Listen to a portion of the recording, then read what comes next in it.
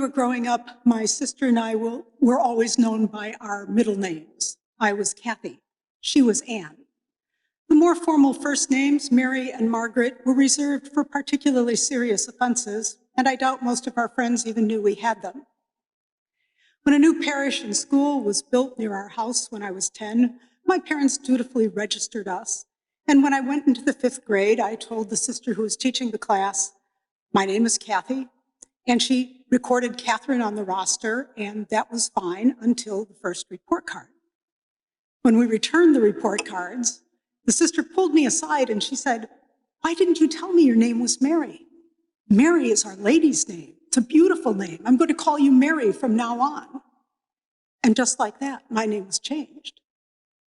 It took a little getting used to, but I settled in. And now I'm married to anyone I meet. I am Kathy to my siblings. And just in case I missed anybody, I am Mary Catherine on official documents. I remember the sister well. She was a religious of the Ladies of Loretto. We called them Mother. And her name was Mother Gabriel. A little connection to the readings today that helped to open up this familiar gospel for me in a different way. Mother Gabriel saw me differently than I saw myself. To my family, I was sister, I was daughter, the spitting image of my grandmother, so I'm told. But to Mother Gabriel, I was a child of God who gave honor to the Mother of God simply by bearing her name and living into whatever that meant. When I recalled that long ago story, I was reminded that God sees us very differently than we see ourselves. Our sight is limited, usually by age and circumstance, but God's sight is infinite, and it includes possibilities that don't always occur to us or we can't imagine. Who we are in God's eyes is at once a surprise, an invitation, and a challenge. And how God sees us is frequently signaled by a change of name, relationship, or identity. Our scriptures bring this point home. In the first reading, we begin with a human title. King David wanted to build a house for God, and the king can do whatever he wants. But when God talks to Nathan, the court prophet, a little bit later in the evening, the message is for our servant, my servant, David. And the servant has to do what the master says and holds the position the master gives him. For David, that meant not building a temple to God until God was able to do whatever building that God wanted to do, establishing the house of David and his kingdom. David made a lot of mistakes living into his identity of a servant. It's not always easy to give up being a king. But the story of David tells us that God saw the king as a servant of the Lord, and later a son. And the expectation was of devotion and obedience. The king was to be the example of faithfulness to God's law for all people. The gospel expands our understanding. Here we meet the young woman named Mary, but that's not what the angel called her. A different Gabriel this time. Hail, full of grace. And Mary's name was changed. And in our sacred scriptures, when the name is changed and the identity is changed, it is inevitably the case that something else is changing for and in us. Mary didn't know what it meant at the time. We rarely do. But the story of Mary gives us some hints about how to respond when we suddenly realize that who we are in God's eyes is more than we think, and that God has some plans for us that we didn't really have for ourselves, a little different than we thought.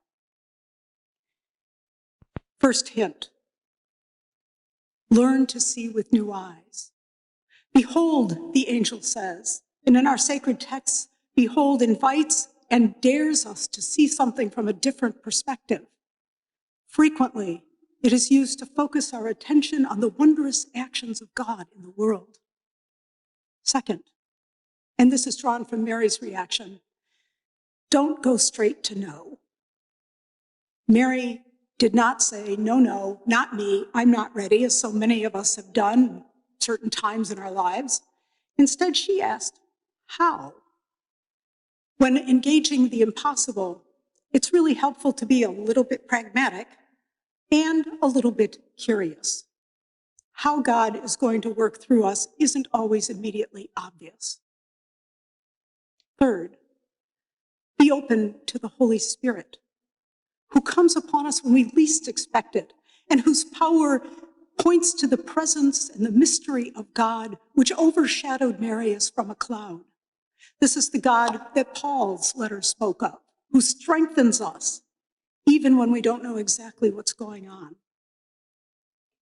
Fourth, look again. Look with different eyes. Mary echoes the angel's word, behold, and focuses our attention as she becomes the handmaid of the Lord. Now, I want to say a word about handmaid. It's at best an adequate translation of doula, which is the Greek word.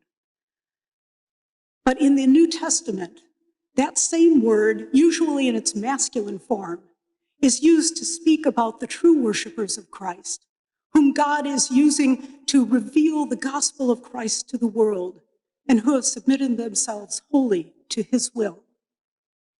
Mary speaks her yes from a point of confidence, from that very spot in her heart that belongs only to God and to no one else. She speaks from virgin territory.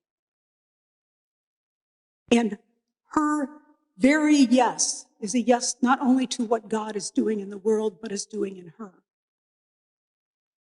It's hard to see how God is working in a world that is darkened by pandemic and civil unrest and injustices to all those who are on the margins and the vulnerable among us. But that's precisely the reason that this Advent, we should learn how God sees us. We can ask ourselves all the questions. What might God be building in us now?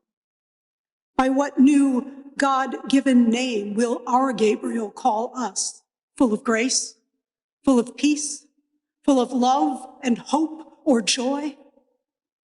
And will we listen when Gabriel cries out, behold, and begging us to see our new relationship with God and how God is working on us to reveal Christ to the world?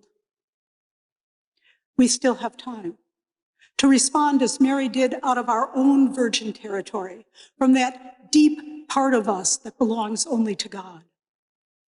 We still have time to live into our new names and embrace the new relationship and new identity to which God calls us, and to understand how God works with us to reveal Christ to the world. We have time, but time is short. The Lord is coming.